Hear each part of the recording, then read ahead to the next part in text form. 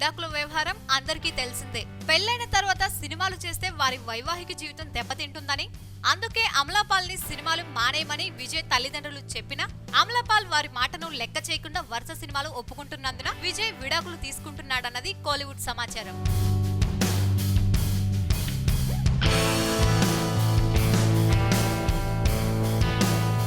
ఆ విషయం మీదనే ఇద్దరికి మనస్పర్ధలు వచ్చి విడిపోతున్నారు. కానీ ఏ కెరీర్ కోసం అమలా తన వైవాహిక జీవితం కాదనుకుందో ఇప్పుడు ఆ కెరీర్ లో ఆమెకు గట్టి దెబ్బలు ఎదురవుతున్నాయి.